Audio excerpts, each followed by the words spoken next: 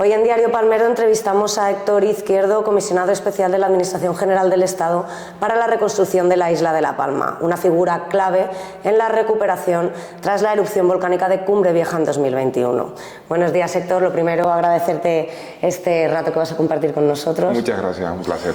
Y me gustaría empezar, pues preguntándote, para quienes todavía no lo conozcan, que nos describas un poco cuáles son las funciones de tu puesto que, se constituyó a nivel legislativo de manera específica para esta situación. Sí, siempre que hay una catástrofe se nombra un interlocutor, un representante, un comisionado, una persona que, como dice la palabra, tiene la misión que le encarga el gobierno de España. En concreto ha habido 4 veces donde se ha aplicado en la democracia.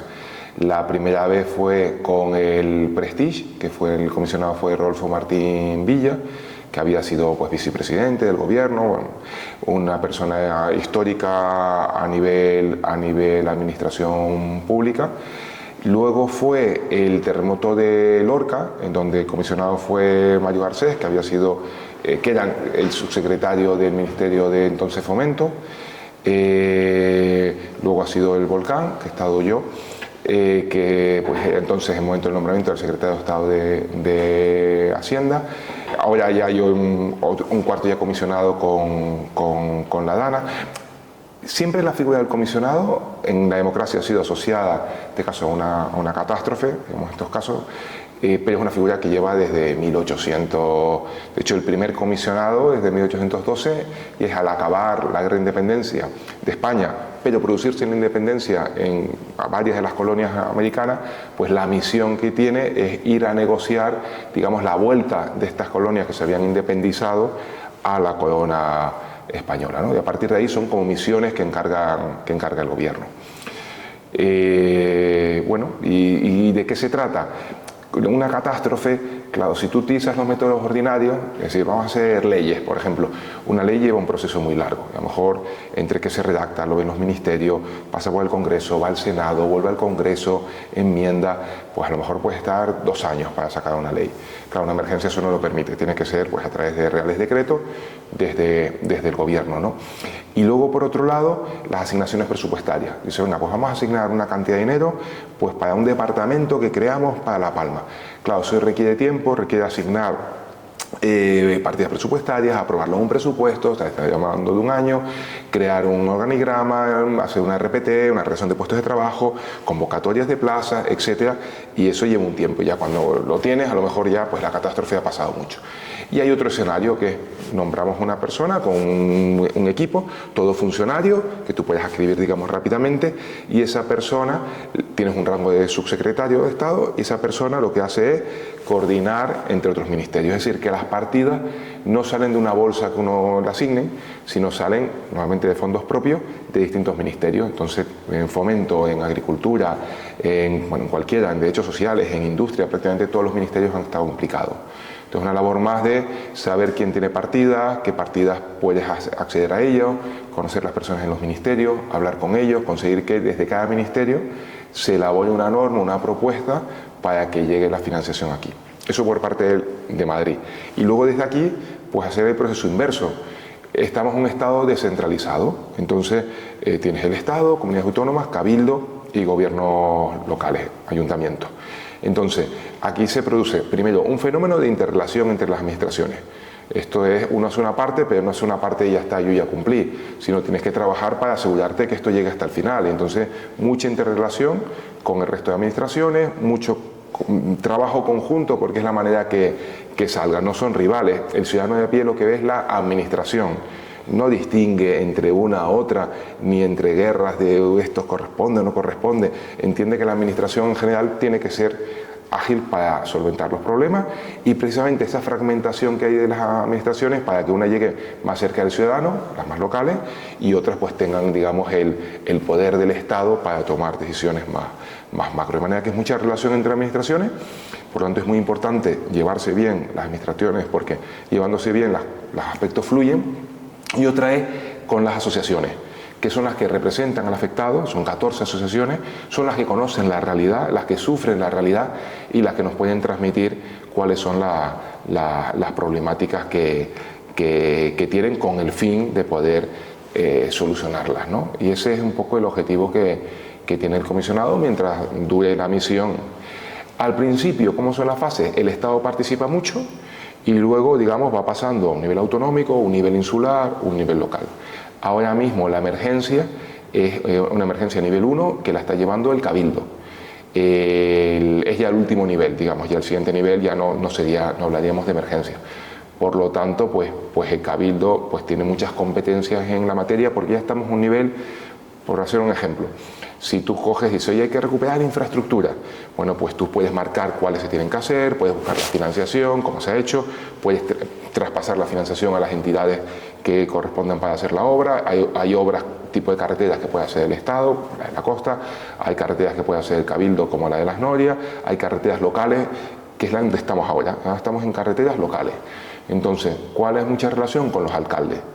Porque ya, y más que relación es quién va teniendo ya el peso, pues los alcaldes, porque los alcaldes las problemáticas ya son la licencia municipal, el permiso, para que puedan ir abriéndose, pues el vecino pueda empezar a ir viviendo en su, o recuperando, reconstruyendo su parcela.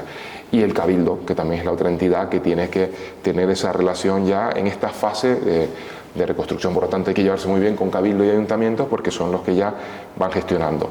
El Estado ayuda, dice, oye, que yo ayuntamiento no estoy dimensionado para sacar tantas licencias de golpe. Tengo un arquitecto en el ayuntamiento para el día a día ordinario y ahora no tengo personal para llevar tantos, ¿no? Que es normal, ¿no?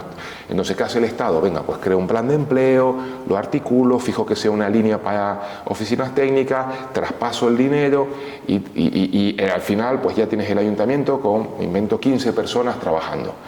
A partir de ahí, ya el Estado, digamos, deja su testigo, en esta fase, en esta parte me refiero concreto de esta licencia, y ahora el peso que no tiene el ayuntamiento para tramitar las licencias. En paralelo, el Estado dice, hay que hacer carreteras mientras tú estás tramitando licencia. Pues mira las carreteras, las validas que sean afectadas por el volcán, las financia, y luego ya llega para que el ayuntamiento, pues un camino, que a lo mejor es municipal, haga un concurso, adjudique y empiece la obra del camino. Es decir, es un trabajo de equipo donde ya el gran peso pues lo van teniendo entidades locales. Y eso, y ahí termino, es positivo, porque podríamos decir, oye, que el Estado va dejando que sean otras administraciones.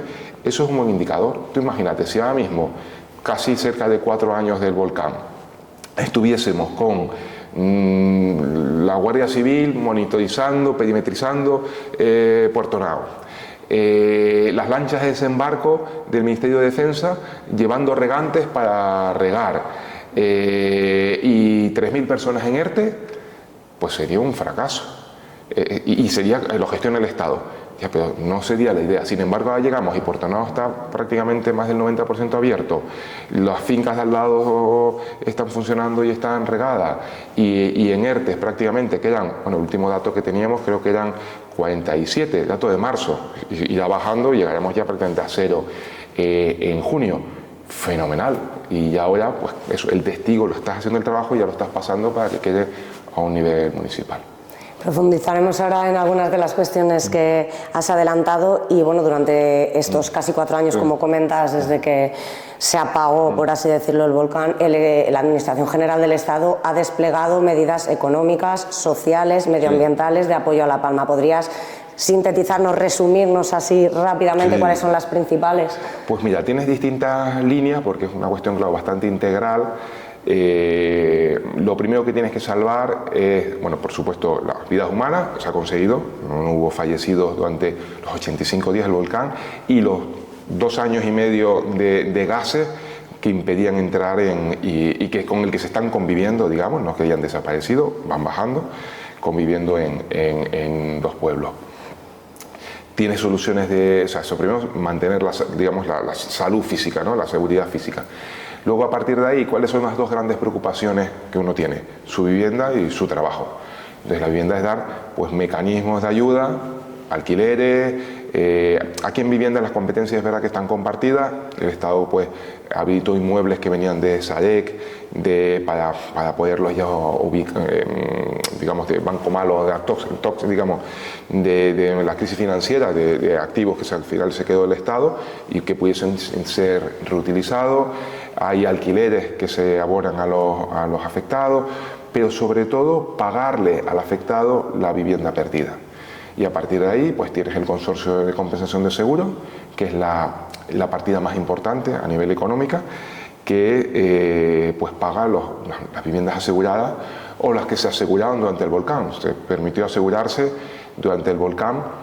Es verdad que hay una franquicia, digamos, de 7 días que tienes que esperar hasta que empiece a tener el seguro en funcionamiento.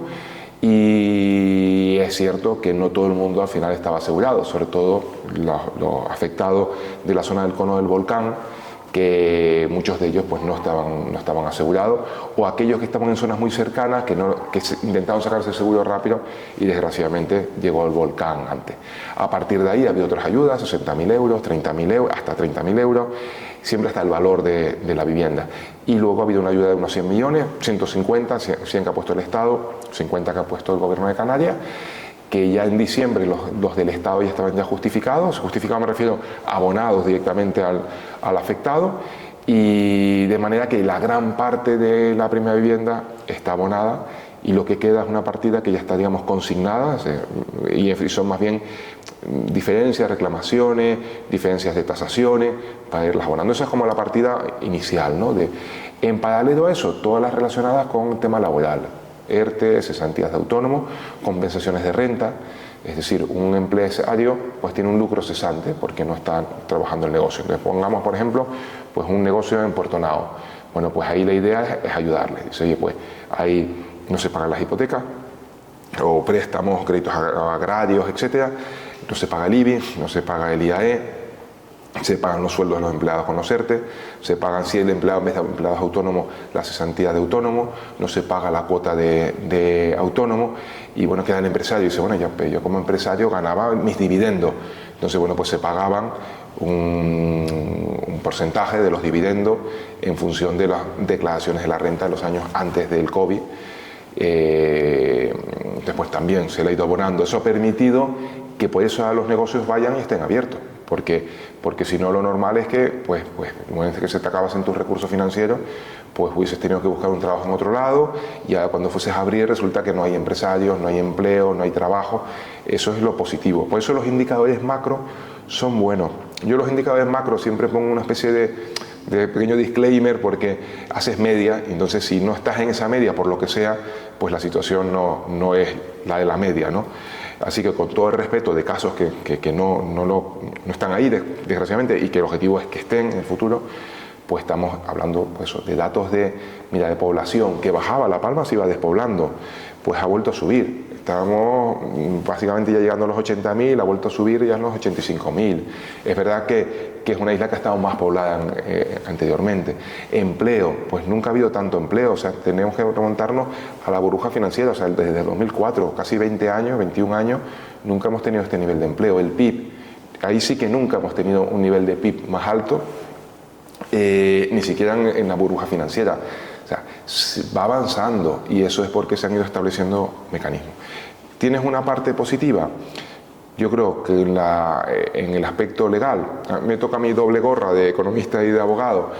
Si en un lado te hablaba de los criterios económicos, te diría la parte jurídica. Y la parte jurídica ahí, la verdad, hemos tenido la ayuda de Alfonso Caballé, decano de notario, también de Juan Antonio, del decano de abogado. Hemos tenido mucho apoyo.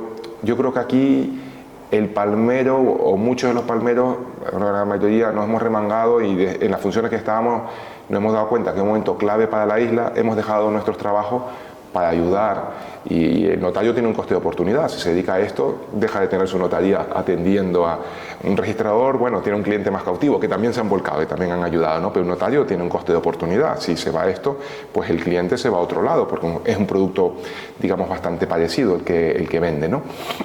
Entonces, ¿qué dos ventajas yo creo que se han hecho desde el punto de vista jurídico?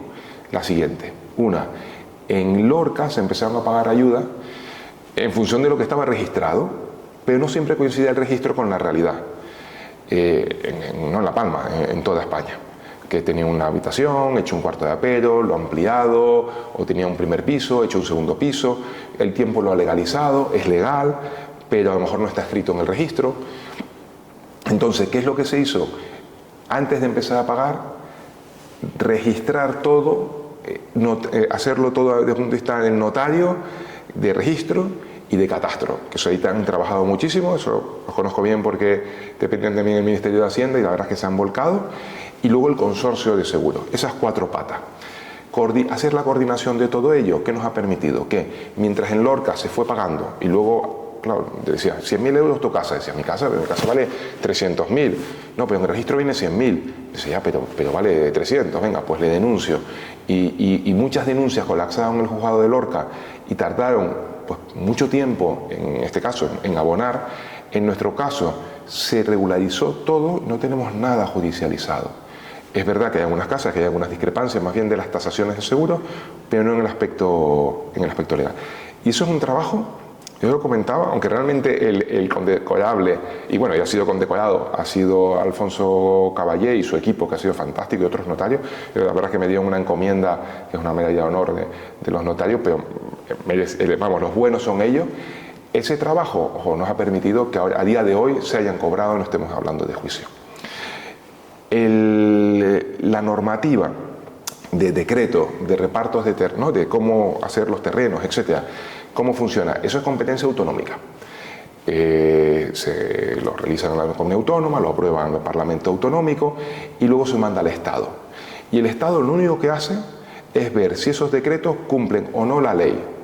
Me refiero, que no invadan ninguna legislación nacional. Hay leyes básicas, la ley de RPF, la ley de expropiación, la ley de suelo, todo eso son leyes que son estatales, muchísimas. Entonces, lo que hace el Estado es simplemente decir, oiga, soy ayuntamiento, quiero pintar esto de color rojo, el buzón de correo de color verde. Y entonces, bueno, ¿puedo o no puedo? ¿Esa parte es del Estado o no es del Estado? Entonces, el Estado lo único que hace es, no entra en píntelo de este color o este otro color, simplemente mira, dice, ¿esto es competencia del Estado o es competencia autonómica? Y si tiene duda, si es autonómica, fenomenal, y si tiene duda, hace lo que se llama un recurso de inconstitucionalidad. Eleva a una tercera parte, que es el Tribunal Constitucional, y le dice, oye, esto que están haciendo aquí, ¿eso lo pueden hacer o me toca a mí y lo tengo que regular yo? Y entonces el Tribunal Constitucional dice, no, está bien, que sigan, o te dice, no, paren, que lo tienes que hacer tú. Pero claro, incluso aunque digan lo están haciendo bien, tienen un tiempo y además, cuando elevas algo de constitucional, se paraliza el proceso. Para mí ese es un gran miedo, decir, a ver si vamos a hacer algo que luego genere la duda, no quiero decir que tengan o no tengan razón, genere la duda y se nos pare el proceso. Y claro, el Tribunal Constitucional tiene sus tiempos, pueden ser meses, pero pueden ser 1 o 2 años. Imagínate que todo se hubiese parado 2 años. Imagínate que todo se hubiese parado 2 años por un lado, a nivel normativo, y además hubiese que devolver indemnizaciones, ayudas por otro lado, ¿no? Eso hubiese sido el gran problema. ¿Cómo lo soluciona? Pues trabajando mucho a nivel autonómico. Mira, haz lo que tú quieras, pero esta parte ten cuidado. Haz lo que tú quieras, déjame que pregunte a ver si esto está bien o no, o va a generar que genere problemas.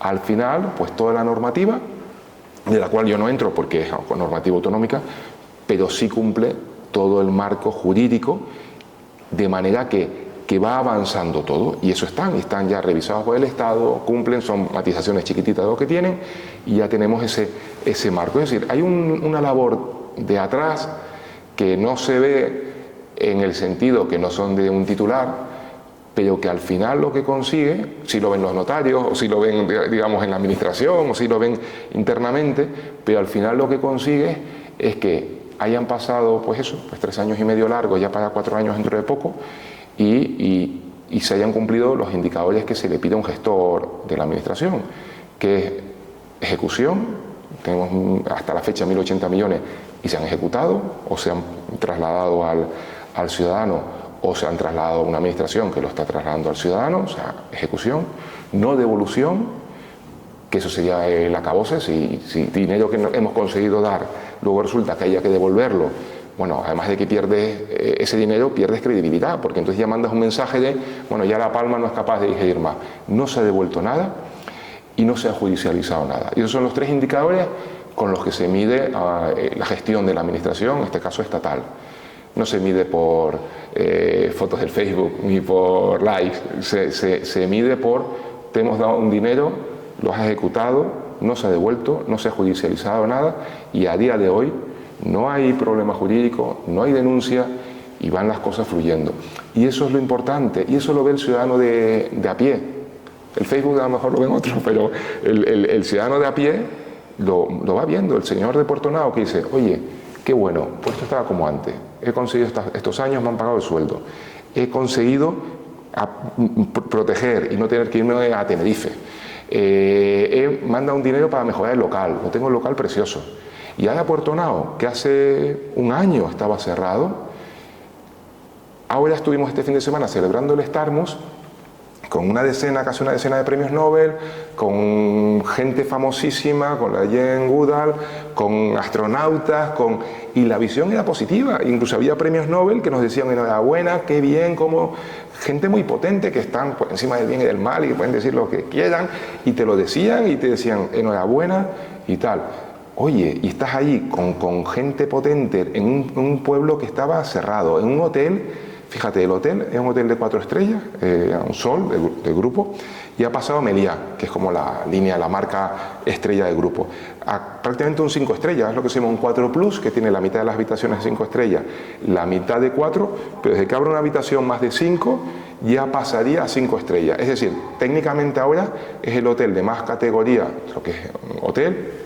Hacienda San Jorge, Hacienda de abajo es otra categoría, digamos, de hotel, el de más categoría de toda la isla. O sea, pero ahí ha habido inversión privada, eso es lo bonito. No es que el Estado haya puesto dinero, sino que el inversor, antes del volcán, esa mejora siempre ha estado encima de la mesa del Grupo Sol Meliá, nunca la afrontó. De hecho, antes del COVID decidieron no hacerlo porque no le veían rentabilidad. Y fíjate cómo ahora, después, sí. Por eso ha sido una especie de punto de inflexión. Y eso lo ven los empresarios. Hablas con ellos o que dice, oye, hay cosas que mejorar, pero en general van viendo esos datos. Por lo que me has comentado, se puede decir que el Estado ha aprendido de experiencias pasadas similares a la hora de dar respuesta a una emergencia. Absolutamente. Se ha aprendido en este caso de Lorca y en la Dana se han copiado muchísimo del articulado que se aplicaba en La Palma y de hecho se ha añadido que no estaba en el articulado de La Palma, que eso se construyó con un grupo de trabajo que montamos, el Ministerio de Justicia se iba haciendo paso a paso, se han realizado unos artículos nuevos copiados del trabajo realizado en La Palma. Y la próxima catástrofe que haya, pues habrá trabajo que se aplique de la experiencia acumulada hasta la Dana, se aplicará. Por supuesto, esto es algo nuevo y se trata de ir aprendiendo y que ese aprendizaje pueda ser utilizado por otros en otra fase.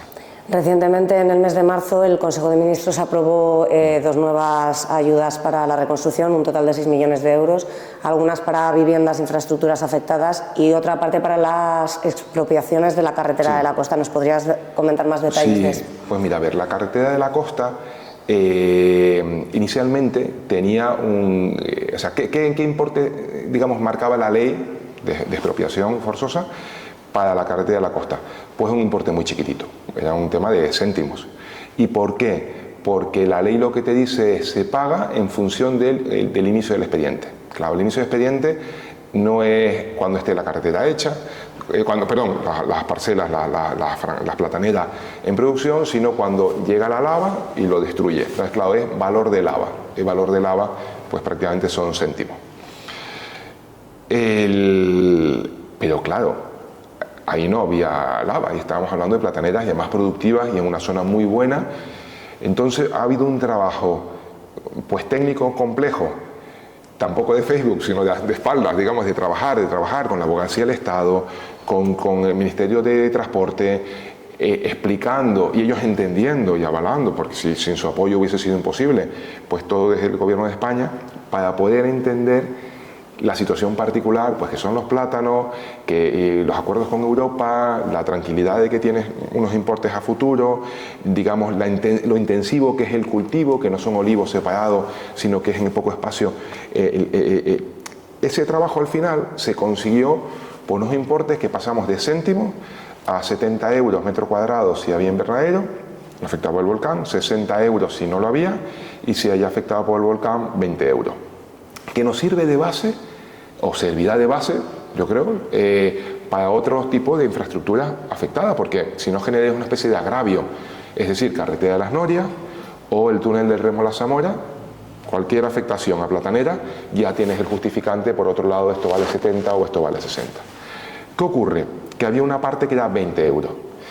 Claro, se va a pagar, o ya incluso se ha empezado a pagar en algunos casos, a 44 euros, con esos 100 millones que había dado el Estado, más 50 del gobierno autonómico, con esos 150, una vez pagada la primera vivienda, se empieza a pagar en agricultura.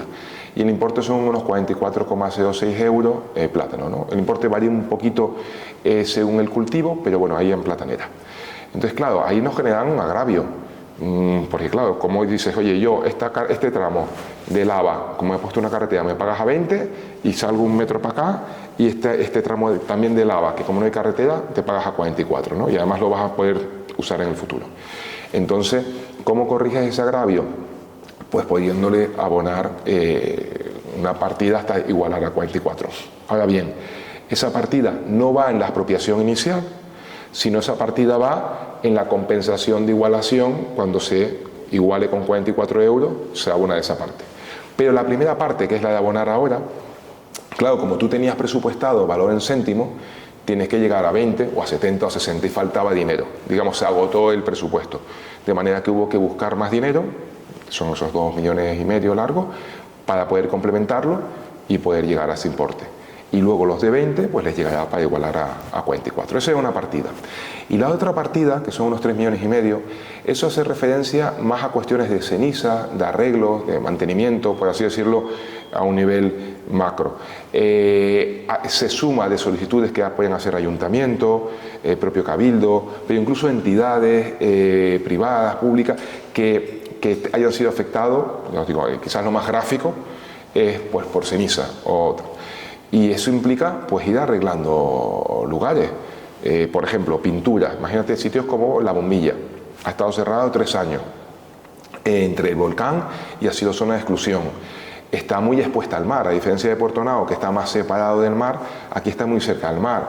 Pues el salitre cómo afecta, la ceniza cómo afecta, las propias estructuras según se hayan construido. Bueno, pues tú tienes que hacer labores de ir arreglando. Entonces ese dinero tú lo canalizas a través de los ayuntamientos, que son los que están cercanos, y el que sabe exactamente, oye, pues esto hay que, hacer un ejemplo así muy gráfico, pues hay que pintarlo, o hay que protegerlo, no se nos vaya a caer el techo, y entonces pasará un problema que sea un problema de seguridad, ¿vale? Pues lo mismo, no sé, o en El Paso, o bueno, pues hay que habilitar este tramo, esta infraestructura, o esta conexión eléctrica, o esta conexión de telecomunicaciones. Bueno, pues todos son, entonces a lo mejor ahí es Telefónica la que manda, o Endesa la que manda la factura, la que se comprueba, la que se ve que ha sido destruido por el volcán, y la que hace, pues si no están los seguros correspondientes, bueno, los pagos, lo que marque la norma, y eso suman esos otros 3,5 millones, ¿no? Afortunadamente los importes cada vez son más pequeños, porque quiere decir que ya se han ido abonando. Lo triste sería que estuviesen creciendo, ¿no? Lo correcto es que cada vez sean menos, porque cada vez sean menos facturas las que se reciben para hacer las actuaciones.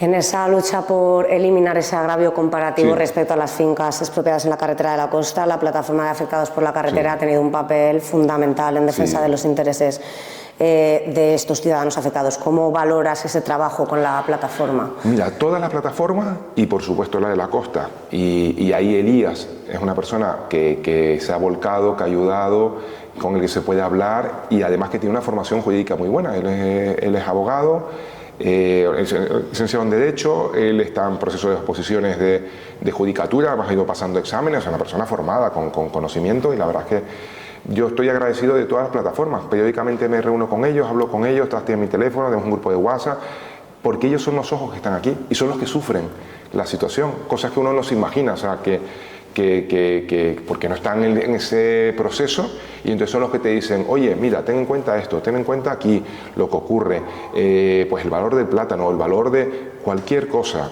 son ellos los que están en el día a día. Y tanto con Elías, en la plataforma de la costa, que además coordina muy bien, moviliza, conoce, actúa, trabaja como con el resto de plataformas, de las 14. La verdad es que la labor es fundamental con ellos y yo puedo decir que estoy, vamos, agradecido porque son los ojos que desde Madrid no tengo, porque son los que sufren y porque representan al principal afectado, o sea, el volcán es verdad que afecta a La Palma, a toda la isla, que es una economía interconectada y por eso las ayudas en general afectan a toda la isla, pero el principal es el afectado, ese es el primero que hay que oír. Nosotros, yo diré como anécdota que las 2 primeras reuniones que tuvimos recién nombrado con el ministro Bolaño fue una de los afectados, fue la primera de conocer, y la segunda fue con los científicos, decir, bueno, y este problema es un problema científico, sin infravalorar a ningún resto de colectivos, que los hay y todos tienen su aportación, pero es un problema científico y había que solucionarlo desde la ciencia, y además los científicos tienen una visión a largo plazo. La mayoría, diría el 100%, son funcionarios del Estado, con su plaza, no ganan, no pierden en esto, no tienen un bonus y tienen una visión a largo plazo y ayudan, y son buenos, son doctores, gente potente. Esa fue la segunda, que además tuvimos en el Roque los Muchachos y la verdad que fue clave para la reconstrucción. Y lo primero con los afectados, porque son los que sufren y a los primeros hay que ayudarle, ¿no? Y luego ya el resto, por supuesto, pero son claves.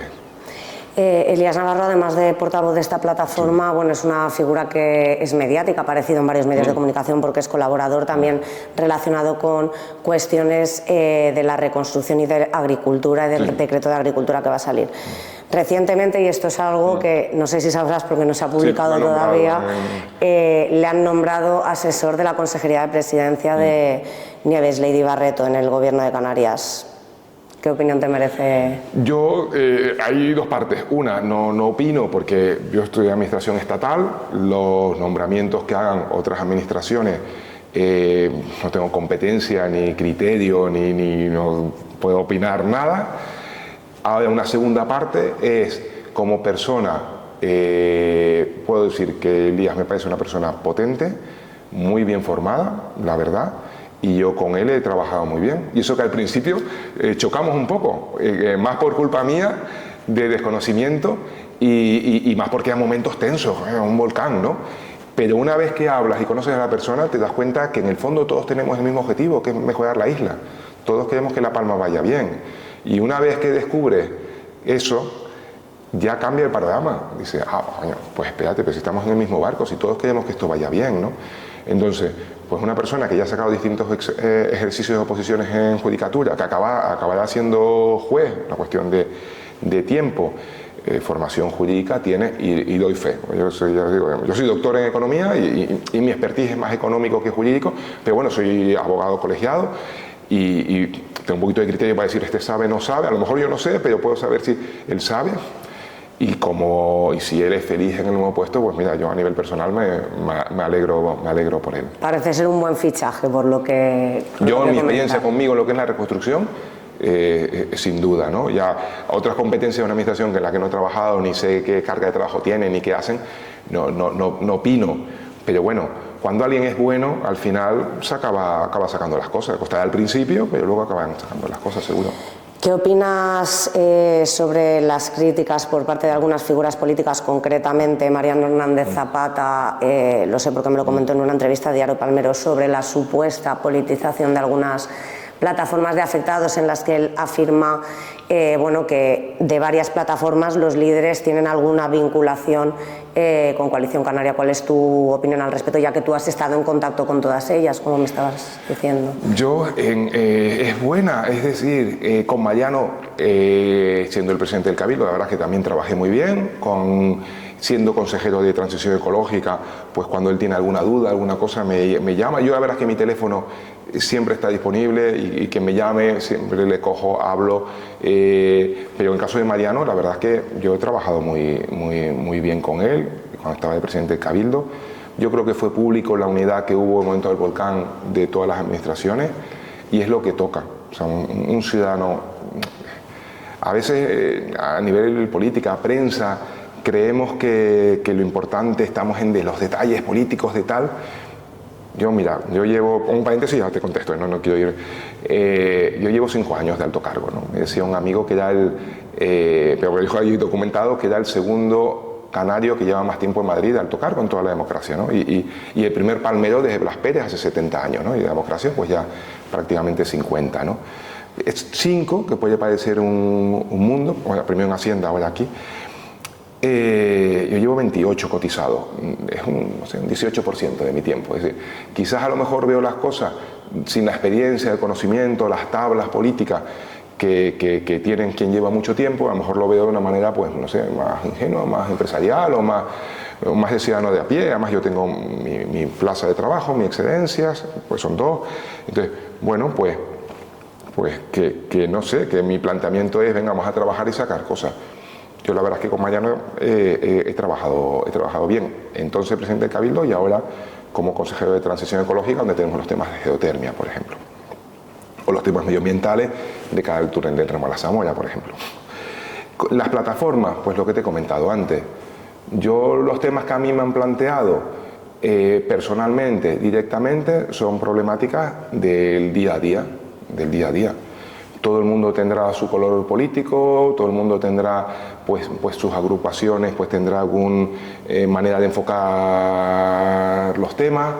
Bueno, eso es totalmente legítimo, pero yo conmigo la verdad es que me canalizan las situaciones, las problemáticas, dan propuestas.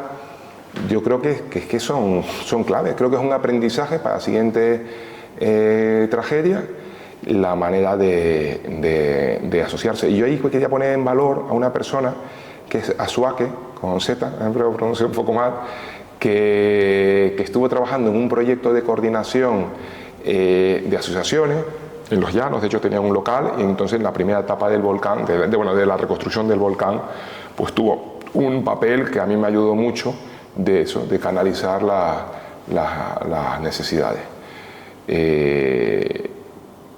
Es decir, sin perjuicio que todo el mundo pueda tener algún color, que puedan tener más cercanía, simpatía, sin perjuicio de todo ello, que no lo sé, ni en el fondo es mi preocupación es que sea la reconstrucción.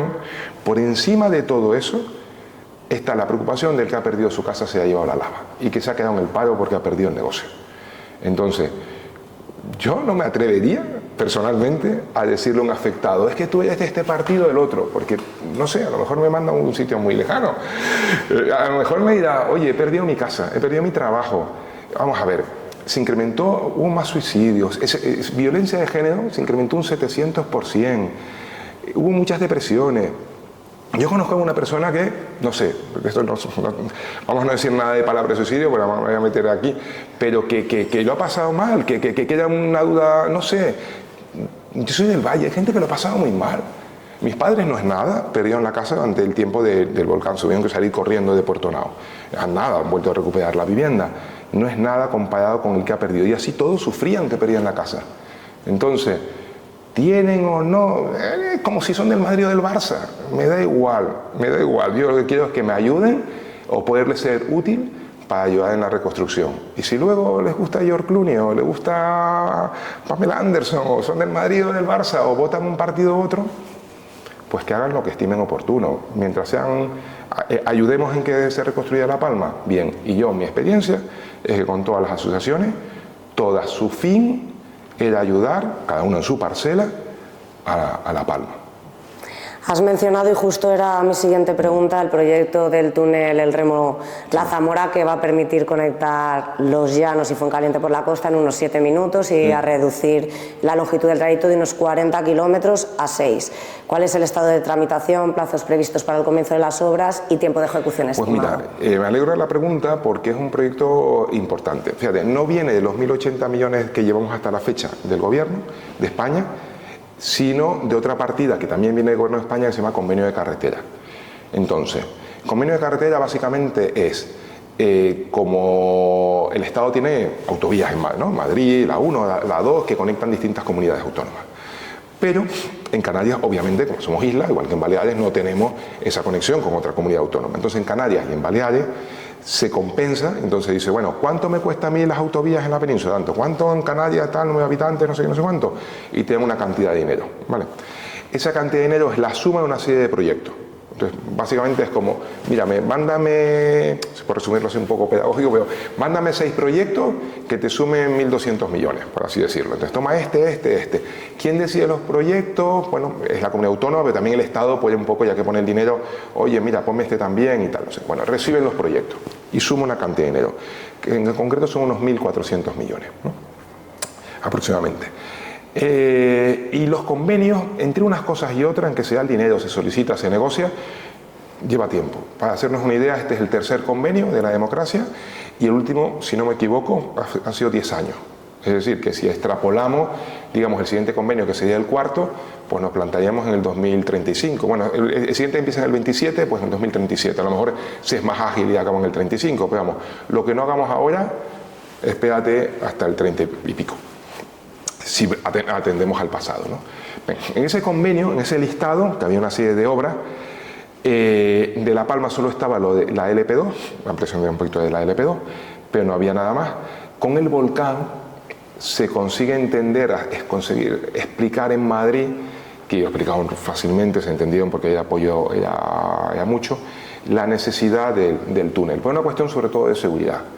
Tenemos las imágenes, esas imágenes impresionaban mucho en Madrid, de las lanchas de desembarco con los regantes bajando, del miedo a que pues saliese otro lado del volcán, fuese más rápido y dónde evacuamos a las personas. Pasó con un incendio en Fuencaliente, que hubo que evacuar al pueblo vía marina porque se quedaban fuera de conexión ninguna.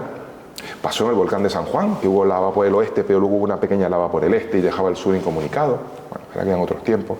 Bueno, lo cierto es que al final el Estado pone 200 millones más, 220. Dice, toma, tu convenio de carretera, y te hacemos un anexo, una adenda, y toma 220 para que hagas el túnel de Remo a la Zamora. Y ya está transferido, lo tiene el gobierno de Canarias.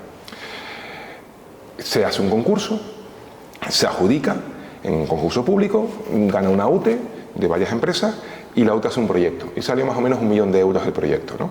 Y ya está el proyecto hecho, redactado, con un túnel de ida, un túnel de vuelta, porque ahora tiene que estar separado por temas de seguridad.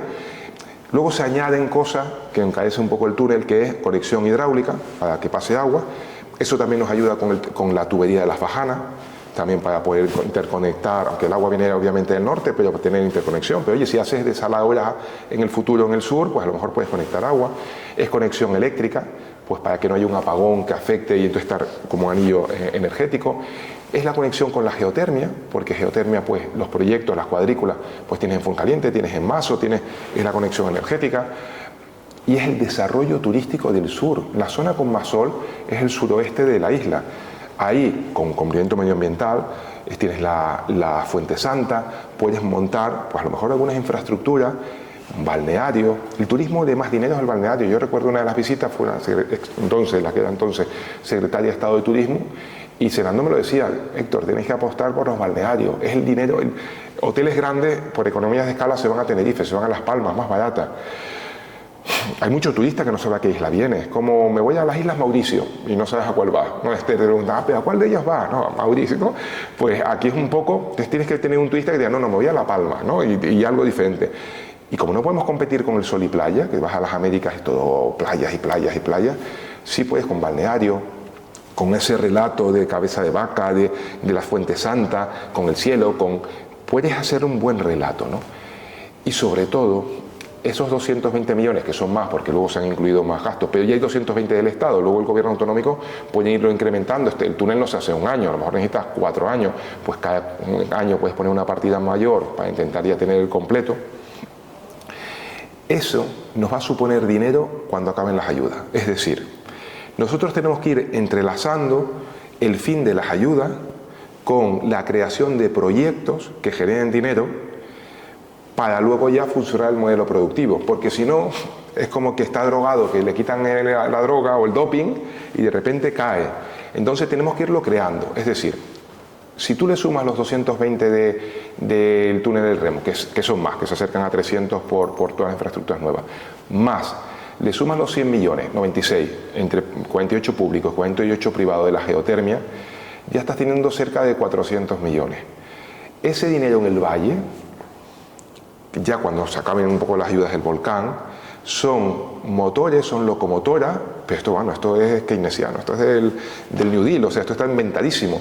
Son locomotoras que te permiten, pues, obra pública, trabajo, y cuando el túnel vaya avanzando, seguro que ya habrá algún hotel que se vaya construyendo, o un balneario, y cuando la geotermia ya vaya perforando, porque veamos que hay rentabilidad, son 6 proyectos, y hay en algunos, bueno, las probabilidades son altas de algunos de ellos, pues ya se empezará a construir, pues, la planta de energía para generar la geotermia. Ahora es la perforación, ahora es lo de las películas de perforas y sale el petróleo, ¿no? Ahí sería ya perforo, veo que es rentable, entonces ya construyo la planta energética, que además lo bueno, como la geotermia es subterránea, puedes hacerla muy subterránea, o puedes hacerlo que no afecte medioambientalmente, a diferencia de otro tipo de plantas térmicas. Y eso va generando dinero, y entonces terminan las ayudas, pero tienes una isla donde ya tienes distintas construcciones para luego generar dinero en un ámbito turístico, construcciones para generar dinero en campo energético, campo balneario, en una isla que puede ser 100% renovable. Por lo tanto, es importante que salga, porque ya llego al problema que hay. El problema que ocurre en todos los planes de todos los convenios de carretera. Venga, tú tienes, 1.500 millones al final, entre pitos y flautas, las ayudas, este nuevo que ha entrado, 1.500, vale. Y tú tienes un listado, carretera no sé qué en Fuerteventura, carretera no sé qué en Lanzarote, carretera no sé qué, túnel de Remo en La Palma, y te sumo 1.500. Pero como decía antes, claro, esto estamos hablando de periodos que pueden llegar hasta 10 años. Claro, en 10 años sube el coste de la materia prima. Hay obras que se hacen que sobre la marcha se ve necesario hacer un modificado. Bueno, me pasa a mí en mi casa que siempre empezamos una obra y nos sale más cara, pues tú imagínate una obra de este calado. Empieza a encarecerse todo, el dinero cerrado, ¿y qué ocurre? Que se quedan un par de proyectos fuera, se caen, se quedan fuera. Entonces mi presión o mi insistencia es decir, ya está el proyecto hecho. Venga, hagamos la licitación ya. Es verdad que está un tema medioambiental que tienen que confirmar, nada más. Quiero decir, no es que haya ningún problema medioambiental, simplemente que una vez que esté el proyecto se revisa el tema medioambiental que se cumple. Hablamos de un túnel, cuando es en superficie siempre hay más riesgo, cuando hay un túnel la afección paisajística obviamente es menor, es más en la entrada y en la salida. Entonces, eso, una vez que se empiece la licitación de la obra, ya sale. Pero si no se empieza a licitar la obra, nos arriesgamos a que sea uno de esos proyectos que se caigan. Y no hay coste de oportunidad para La Palma. No es que, oye, este no sale, pero construimos otra cosa más necesaria. No, es que esto no sale y ese dinero se queda en otra isla. Que yo como canario me alegro, pero como comisionado de La Palma tengo que defender La Palma. Y ese dinero es importante que ese proyecto, pensando en el medio plazo. ¿Cuáles son los plazos que se prevén y veremos si se cumplen para ver esa obra? No es que haya un plazo en concreto de terminación. En este caso tienen que pasar, el objetivo sea sacar una licitación pública, se adjudica y se empieza a trabajar. Previo a ello hay que hacer un proyecto y el proyecto tiene que ser revisado las cuestiones medioambientales para decir está ok. A veces la revisión medioambiental está ok, otras está mal y otra es oye, está bien, pero cámbiame estas cositas, ¿no? Eso obliga a volver a incorporarlas en el proyecto y sale. El plazo es el sentido común que nos diga que cuanto más tiempo pasemos, otros proyectos van avanzando, el dinero es finito y podemos ser de los que bajan a segunda división y nos quedamos fuera. Y es una pena, porque llevar 220 millones para La Palma no es fácil, además de los 1.080 que tenemos por el otro lado, y además porque el tiempo, ahora está el volcán más cercano y se entendía, pero a lo mejor vete en el 2033 a decirle a que esté en el Ministerio de Fomento de entonces, de sí, un volcán, sí, recordará, es verdad, me suena verlo en la tele y tal, no, pero eso en Lorca era, o no sé qué, y no, la realidad es, coño, claro, se me estaba ayudando aquí, por supuesto, o sea, perdamos la ventana de oportunidad.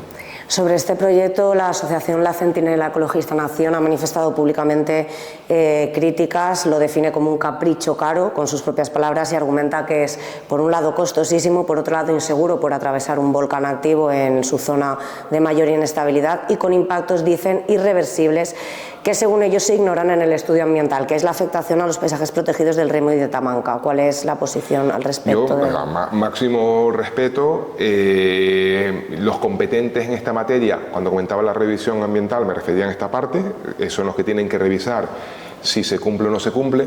No es mi expertise, yo no sé si cumple o no cumple, ni he hecho el proyecto ni sé de medio ambiente. Esos son, ya hay técnicos que saben de la materia para poder decir, lo dicho, no cumple o cumple, hay que hacerle una serie de cambios para que cumpla o cumple, ¿no? Los tres escenarios. Eso ya es, en este caso pues, son las consejerías de transición ecológica y los técnicos, gente muy potente que sabe y que son ellos los que tienen que cumplir. Yo, por supuesto, ya no como abogado, sino como miembro del gobierno, máximo respeto a la ley y por supuesto eso vaya por delante, que tiene que cumplir toda la legislación medioambiental, como todas las normativas que se tienen que llevar a cabo. O sea, que si ellos han detectado algo que no se cumple, pues por supuesto que se cumpla, y para eso los técnicos tienen que verlo, y si es verdad que no se incumple algo, pues corregirlo y cumplir la normativa que corresponda. Has hablado de dos temas muy importantes para La Palma en los que está implicado el Estado: la Fuente Santa, que lleva muchos años de lucha entre administraciones, y por otro lado el tema de la geotermia, que existe cierta preocupación porque no se llega al plazo para comenzar las exploraciones porque se ha retrasado el proceso y demás. Sí, a ver, con el tema del plazo, cierto, es la clave. En el caso de La Palma ha habido más retrasos que con Tenerife y Gran Canaria. Gran Canaria es el que va más avanzado. La Palma inicialmente y Gran Canaria quedaron fuera. O sea, hay dos concursos. Hay un concurso del Estado, que es la asignación del dinero a distintos proyectos, en este caso a 6 proyectos. Y luego había un concurso autonómico, porque las competencias están compartidas, que fijaban las cuadrículas.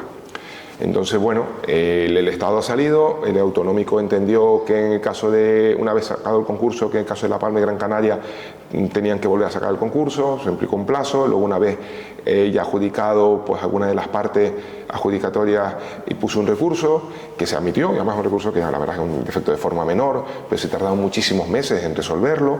Bueno, lo cierto es que entre unas cosas y otras es verdad que el tiempo se ha ido alargando. No lo digo esto como queja en concreto, lo ponía más como ejemplo, son procesos largos. Lo cierto es que los plazos se han ido comiendo porque estamos hablando de los PERTE. Este dinero viene del Estado a través de los fondos de Next Generation y de un PERTE que hay para transformación aplicado en el COVID, pero que tienen una fecha. Los PERTE tienen una fecha porque se aplicaban en concreto para el COVID. Entonces, oye, vamos a ayudar y compensar el daño de la pandemia. Entonces, la fecha 30 de junio del 2026, que esto entró dentro de año y poco, pero hemos tenido distintas reuniones en Madrid para ver la opción de la prórroga, que es una prórroga que concede Bruselas, pero yo creo que yo soy muy optimista de que se consiga la prórroga, porque son unos proyectos que, si bien no son tan extensibles en el resto de Europa, que digas, bueno, tengo un proyecto eólico novedoso que si sale luego podemos copiarlo en el resto de Europa, porque la geotermia es muy particular, o sea, Portugal, España, Italia, pero yo creo que está bastante trabajado la justificación de poder prorrogarlo. Yo soy optimista al respecto, no soy el competente en decirlo, pero vamos, he transmitido ese optimismo a las partes y yo creo que esa parte la solucionaríamos. Eso no quiere decir que nos durmamos en los laureles, no sea que uno consiga la prórroga y nos pase lo mismo. Pero bueno, al final, ese 100% de ejecución, de no devolución, se basa en estar encima para evitar devoluciones. Y por ejemplo, Starmus hubo que llevarlo 3 veces, son 3 millones, 3 veces al Consejo de Ministros para prorrogarlo porque no se ejecutaba, y otro año hasta que al final ya se ha ejecutado. O sea que ese trabajo está. Si sale la geotermia es espectacular por lo siguiente: somos una isla energética, es muy caro conectarnos con otra isla, no hay conexión con otra isla, tiene un coste medioambiental, consumimos diésel, la central de Los Guinchos es el más contaminante. Los combustibles fósiles van desde más líquido a más duro, ¿no? Más duro sería la antracita, que es como casi el diamante ahí de Superman, ¿no? Y a más bajo pues tienes un carbón que se desjoyifia enseguida, tienes coque, tiene fuel oil, menos fuel oil es el queroseno, pero quiero decir, es muy contaminante. Entonces, la geotermia, Azores, con 180.000 habitantes, tiene el 50% de geotermia. Nosotros, con menos de la mitad de los habitantes, podríamos aspirar a intentar, en un momento inicial, llegar a tener una isla 100% renovable. ¿Por qué? Porque la energía, tú tienes que tener un fijo funcionando y luego puedes tener tus picos. El problema que tenemos en La Palma, no estar conectado, que aunque tengamos eólica y solar, que es difícil por las dificultades de la geografía, especialmente la solar, no te puedes arriesgar, porque además tendrías apagones, a depender solo de la renovable. Lo puedes hacer en el Hierro, que son 10.000 habitantes, más pequeño, menos consumo, y además que funciona muy bien. La verdad es que el proyecto del Hierro es fantástico. Aquí hay mucho de lo que se llama despilfarro energético. Despilfarro energético es, tengo un generador eólico que está funcionando, pero no genera energía, está como desenchufado. ¿Por qué? Porque estamos a un nivel que, como dependamos de y de repente haya más consumo y pague el viento, nos quedamos con un apagón. Entonces, ¿qué haces? Que por seguridad tienes la maquinaria encendida. Y solo en momentos que sabes que hay menos demanda y que tienes margen, puedes poner un poquito menos de diésel y vivir un poquito más de la renovable. Pero la geotermia no, la geotermia es como la nuclear, es 24 horas todos los días. La enciendes y está todo el día geotermia. Y ya garantizando el fijo, tú ya sí que puedes tener las renovables jugando. O sea, puedes llegar a tener, que es un objetivo en Europea en el 2030, una isla toda renovable. Y con una isla toda renovable ya no tienes gasolineras, tienes electrolineras. Y como no tenemos industria, desde que tú llegas en el puerto, toda la isla es verde. Toda la isla. Y no hay un sitio en el mundo que todo sea verde. Habrán algunas, porque este proyecto de la Unión Europea también afecta a otras islas. Y además vas a tener empleados del SENAE, de la Organización por Trabajo, de salarios más altos. Y te lo digo que yo empecé en el sector energético, de hecho fui el director de auditoría de Unión Fenosa Gas, que es una empresa bastante potente. Conociendo el sector, es el sector de salarios más altos. Bueno, además es público, está en el SENAE, ni financiero ganan tanto, porque es un sector técnico bueno. Y generamos trabajo de valor añadido. Todos los trabajos son respetables. Mis abuelos eran agricultores y me siento orgullosísimo de ello. Pero hay trabajos que se gana más dinero. Y este es uno de ellos. Pero es más, tenemos balnearios. Tú te vas a Islandia. Y en Islandia, al lado de Reykjavik, tienes el Blue Lagoon. Y el Blue Lagoon es una laguna azul oscura, muy bonito y tal. Islandia tiene geotermia toda la que quiera, tiene lagunas lo que quiera. Pues esa que está ahí, que es el atractivo más turístico de Islandia, es agua de geotermia.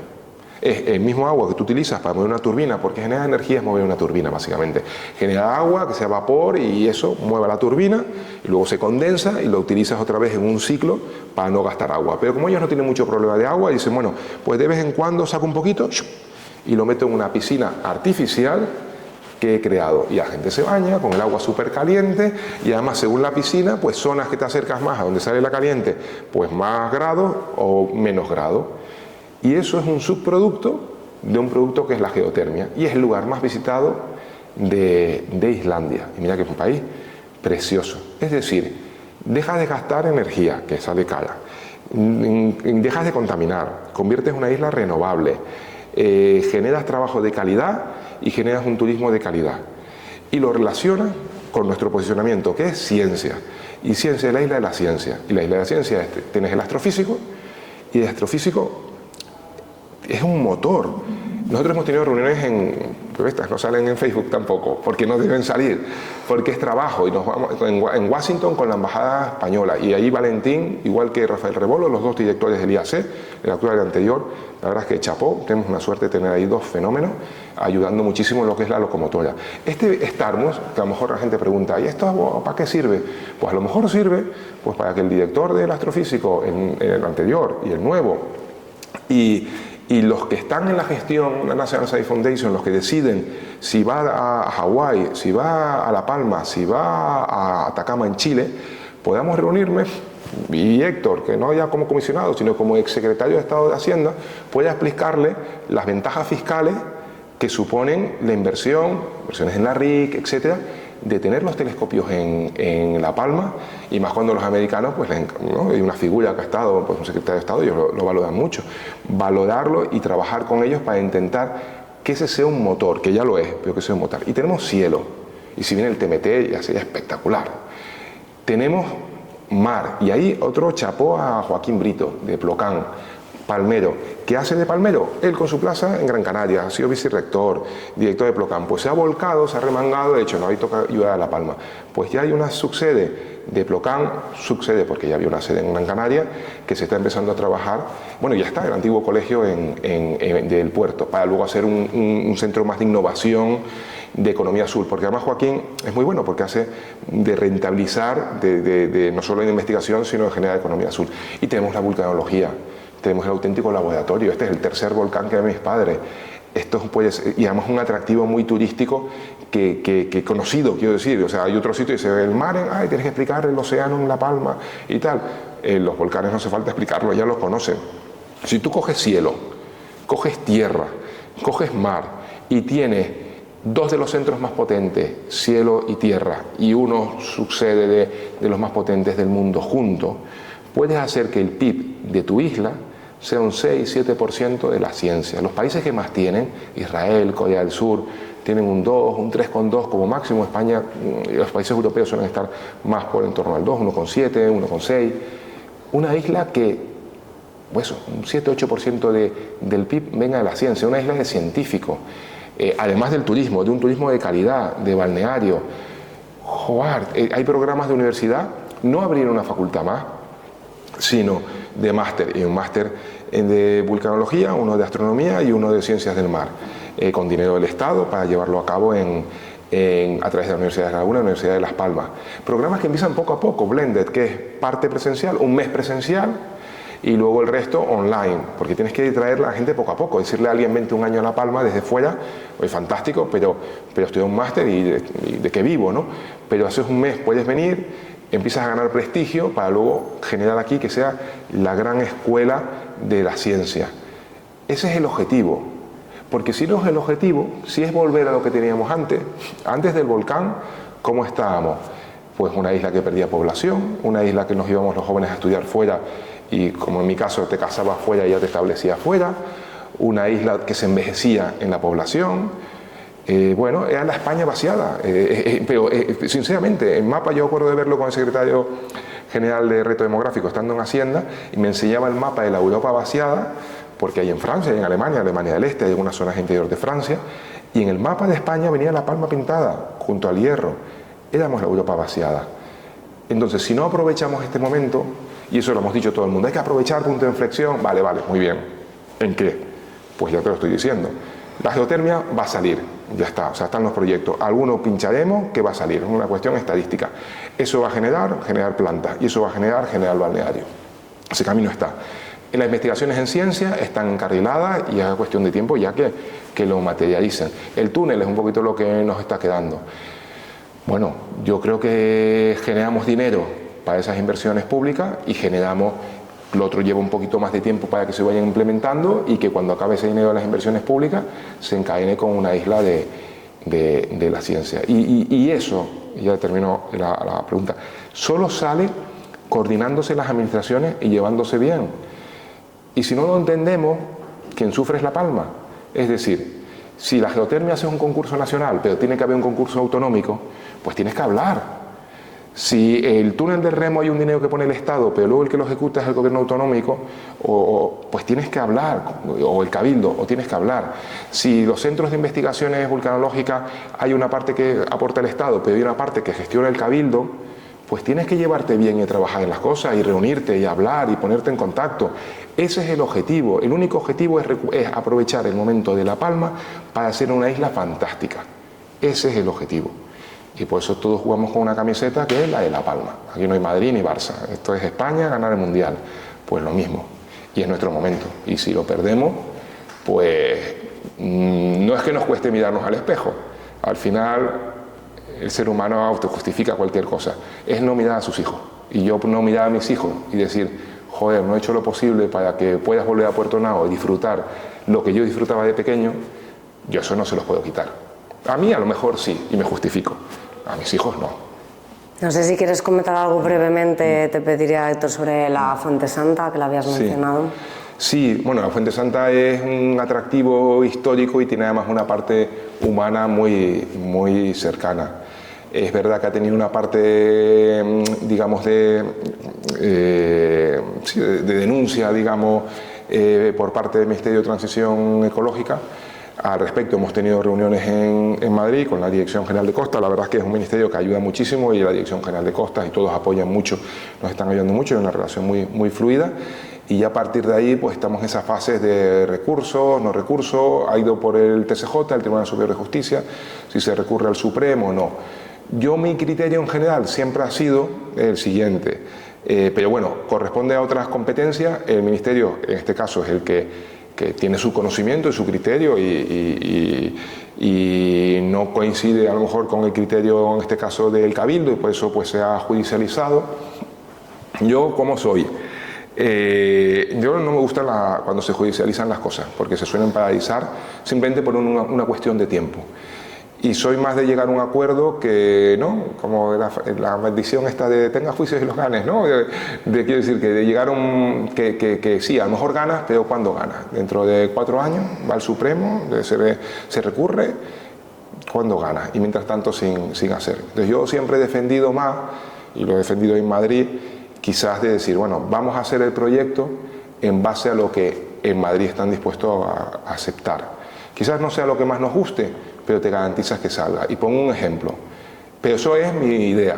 La competencia no es mía en el sentido de quién tiene que recurrir o no y gente conocen los proyectos mejor que yo para opinar si merece la pena o no. Yo creo que viendo cómo las cosas se enquistan, los tiempos que llevan y que el momento es ahora, aprovecharía. Pero te pongo un ejemplo. Nosotros en Puerto Nao siempre se ha hablado de hacer una especie de dique submarino de protección del mar, sobre todo por invierno, ¿no? Y poder tener la playa operativa más tiempo. Sin perjuicio que se haga o no, y eso es una decisión más pues de los ayuntamientos, cabildos, que se haga o no, es decir, y sobre todo del vecino, y cada vecino puede tener su opinión, pero individual, pero importante es la opinión global de todos los vecinos y de todos y de los que realmente están allí, eso ya. Pero en lo que es la parte técnica, digamos, que a mí me toca, inicialmente se hizo un proyecto, ya hace muchos años, pero entiendo que muy bonito, pero se recurrió y se fue a vía judicial y pasó distintas fases y al final pues salió que no cumplía, según el Ministerio, los criterios medioambientales, y ellos son los que saben, para eso es el Ministerio de Transición Ecológica, o sea que, y no cumplía, y se paró, y no ha habido nada. Y ahora lo hemos hecho al revés, ahora le hemos dicho al Ministerio, haz tú el proyecto. El Ministerio normalmente no hace los proyectos, hace un concurso para que lo adjudiquen alguna ingeniería. Pero bueno, como esto es una situación de emergencia por el volcán, pues su equipo de ingenieros en situaciones de emergencia está legalizado para poder hacer el proyecto. Y han hecho proyectos. Es un proyecto, yo no sé si, no me tomen muy en serio, pero en torno a 2 millones de euros creo que sale la construcción luego, creo. Pero no digo esta cantidad por hacernos una magnitud, para que no hablemos de 200 o de 20, creo que va en torno a 2 millones aproximadamente, o sea, un importe más asequible. Entonces, lo hace el Ministerio, lo ha hecho el Ministerio, pero ese Ministerio es también el que tiene el tema de transición ecológica, es decir, lleva costas y transición ecológica. Obviamente, si yo estoy en un equipo que llevo transición ecológica, el proyecto va a cumplir medioambientalmente, o sea, no voy a hacer algo mal que luego yo mismo me lo voy a revisar y va a estar mal. ¿Qué se consigue con eso? Que tengas un proyecto y que lo cumplas a nivel medioambiental. Y luego ya haces una licitación y un concurso, el que gane el mejor y que lo construyas si se estima que es necesario hacerlo o no. Es decir, aquí lo hemos hecho al revés. Y creo que en la administración a veces tenemos que hacer las cosas al revés. Pero para hacerlas al revés tienes que conocer la administración en Madrid, ver cómo funciona, qué es lo que quiere cada uno y eso. Entonces, ahora vamos a tener por lo menos un proyecto que cumple medioambientalmente. Antes teníamos un proyecto que estuvo años judicializado y no avanzó, con o sin razón, pero no avanzó. Otro ejemplo, hoy ya sale, ahí para los oyentes televidentes, ahora ha salido hace un par de días, yo lo puse ahí en Facebook casi por curiosidad, los patrimonios de la humanidad ya sale en la página de la UNESCO, o sea, lo que pongo es la página de la UNESCO y aparece en los grabados rupestres de La Palma, ¿no? En la Tentative List, que es como la lista indicativa de patrimonio. La lista es larga, pero porque incluye todos los que han ido a la lista indicativa. Quédense con los de los últimos 4 años, porque ahí al principio se admitían todos, pero luego ahora hay un número de años para poderlo ya pasar a la lista definitiva. Es decir, si ves uno de los años 70, 80, 90, ya en principio difícil que entre, ¿no? Pero bueno, eso es Ministerio de Cultura, o sea, quédense un poquito con los primeros. y tenemos ya lo del patrimonio de humanidad. ¿Y cómo lo hicimos? Lo hicimos al revés. La Palma siempre había querido tener un patrimonio de humanidad, un atractivo turístico. Entonces no fue, yo quiero este patrimonio de humanidad. No, fue al revés. Fuimos a Cultura, vamos con los técnicos que gestionan los patrimonios de humanidad, informando obviamente al ministro correspondiente, que fue Miquel Iceta, que apoyó mucho, y ya con los técnicos, los subdirectores generales, los que van a seguir el nivel 30 de la administración, los que da igual quien gobierne porque va a seguir, queremos un patrimonio de humanidad en La Palma. Perfecto. ¿Qué tenéis? Venga, dame un mes que yo te traigo proyectos. Y había todo tipo de proyectos, desde más históricos, más urbanistas, más sociales, más tal, eso. Y de todos, el equipo de ellos, analizando, dijo, mira, el que tiene más probabilidades es Grabados Rupestres. ¿Por qué? Porque, mira, ciudades patrimonio hay muchísimas. Los patrimonios de humanidad empiezan en los países con más dinero que los van manteniendo, pero el objetivo es llegar a todo el mundo. Entonces, ciudades de patrimonio, a lo mejor si estamos en un país tercer mundo, pues en igualdad se les da porque tienen poquito, pero en Europa hay mucho. Esto no te lo vamos a dar. No nosotros, porque España presenta uno al año nada más. Y esto es como un disparo. Entonces, si el disparo lo gastamos en La Palma y no nos lo dan, nos adelantan los franceses o los alemanes, que son con los italianos, que son los que competimos, China, por ser el país con más patrimonios de la humanidad. Ahora mismo, si no me equivoco, es Alemania. Y nosotros estamos entre los 5 primeros. Entonces no podemos perder ese disparo. Es una carrera que da igual quién gobierne, que se ha hecho desde que empezaron la UNESCO. Entonces, Héctor, si gastamos el cartucho en La Palma, tiene que salir. Este no va a salir, no nos lo van a votar. Ahora, el tema prehispánico o prehistórico es donde están dando más patrimonio. ¿Por qué? Porque hay menos y porque los países en desarrollo no tienen eso tan protegido. De manera que no competimos con países en desarrollo y los países europeos tienen menos, Grabados Rupestres podemos sacarlo. Y entonces ahí ya fue con Jorge Páez, que chapó también porque ha hecho un trabajo espectacular, y trabajando conjuntamente Cabildo, que es Jorge Páez, Miguel Ángel Clavijo, que es Gobierno de Canarias, y desde el Estado, por mi parte, y es más, una vez que eso ya arranque o avanzando, ya el Estado va saliendo y ya lo van gestionando los competentes, que en este caso es la Dirección General Clavijo, o en la parte insular de Jorge Páez, que ya es el trabajo más fino, y un momento el Gobierno de Canarias ya da un pasito atrás y ya a nivel insular el Cabildo. Y al final, trabajando conjuntamente y entendiendo que el sistema funciona al revés, en muchos de los casos, pues ya tenemos un patrimonio de humanidad inscrito ya en la UNESCO. Y eso es un poquito mi manera de trabajar. Dentro de los ministerios, ver cómo funcionan las cosas, ver aquí qué se quiere con las plataformas o afectados, gente que conozca, sacarlo desde dentro de los ministerios y trabajarlo conjuntamente con el resto de administraciones. Y así, bueno, es una manera de trabajar. A lo mejor no es la habitual, no sé si sea, y si sea la correcta o no, pues lo van diciendo los números y los resultados. Has hablado del Ministerio para la Transición Ecológica, que es el mismo que ha abierto recientemente un expediente sancionador al Cabildo Insular por la construcción de la tubería de la Fajana. Se apoyan en un informe de la Abogacía del Estado en el que se declara la ilegalidad de la obra por estar parte de esa tubería en dominio público marítimo terrestre y de servidumbre. Y mi pregunta directa es, ¿fue acertada la decisión del Cabildo Insular en ese momento, con Mariano Hernández Zapata como presidente y Carlos Cabrera como consejero de Aguas, de instalar la tubería en dominio público marítimo terrestre sin contar con la autorización de Costas y habiendo sido previamente avisados de que no se podía hacer? A ver, yo creo que lo que tenemos que hacer es mirar a futuro. El futuro es muy sencillo, hay que hacer un plan. Ese plan nos lo envía la Consejería de Tony Acosta, él es director general del Gobierno de Canarias, la Dirección de Costa, pero el trabajo realmente lo tiene que hacer el Cabildo, que es el que está más cercano y la parte de... Pero bueno, ese informe con la información del Cabildo, el trabajo del Cabildo, que están trabajando en el informe, en Costa y además desde hace meses, ese informe elaborado conjuntamente Cabildo con la Dirección General de Costa Gobierno de Canarias, nos lo envían a Madrid. Yo tendré que hacer mi informe que será favorable, quiero decir que yo creo que por mi parte que tienen cosas que ir avanzando, o sea que por lo que a mí me toca siempre será con buenos ojos, pero lo mío da un poco igual. Lo importante es el informe, que es preceptivo pero vinculante, de la Dirección General de Costa. Pero con la Dirección General de Costa hemos hecho también ese trabajo inverso de qué tiene que tener ese proyecto, ¿vale? O sea, que para que no nos encontremos ese manda y no cumple. Entonces ya se les ha dicho que es lo que Costas entiende que se tiene que cumplir. Luego obviamente lo mirarán y lo validarán o no.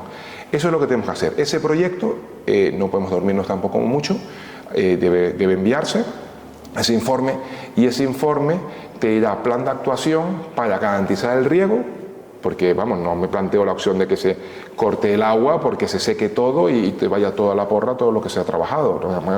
Eso no existe, esa opción no existe. Agua, se mantiene el riego y luego a partir de ahí se protege la fajana, porque la fajana pertenece al Estado y ya se ha dicho que aprovechen el proyecto, que tienen que meter en el proyecto pues caminitos que lleven a las calas que se van generando, porque si no empieza todo el mundo a trepar por ahí, a bajar, si hay una zona que proteger y sacarle partido, porque es una zona que a nivel turístico su mismo es bastante bueno. Entonces, hacer esas conexiones y luego sobre ese proyecto dirá un plan de actuación en un número de años. ¿Que lo conectas con el túnel de Remo a la Zamora? Pues eso tarda 4 años en estar terminado. Bueno, pues esa conexión, pues que ayuda. ¿Que tienes que soterrar una parte y tienes que esperar a que se vaya enfriando para poder soterrarlo y que las juntas no se quemen del calor? Bueno, pues ese tiempo. ¿Que eso se camufla de tal manera? Perfecto. Y en ese plan que funcione, que garantice el riego, que garantice toda la normativa medioambiental y que ponga en valor la fajana. Y para eso tienen gente buena, que sabe mucho más que yo, que conocen temas de aguas, de tal, para hacer ese proyecto y mandarlo. Entonces, ¿dónde haría yo el foco? No en mirar a pasado, que no sirve de nada. Si esto fue culpa de uno, fue culpa de otro, que si no sé qué.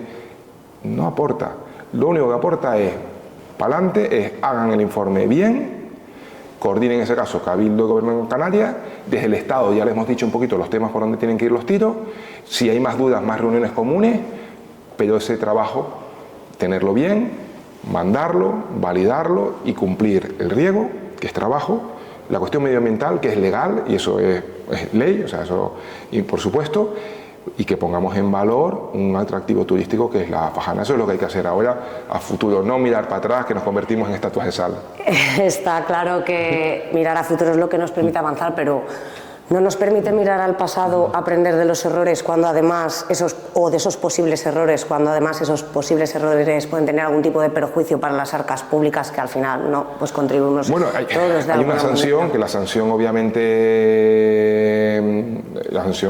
ahí hay 2 escenarios, abonarla o recurrirla, ¿no? 2,1 millones de euros para matizar. Sí, 2,1, exacto, 2,1 millón de euros.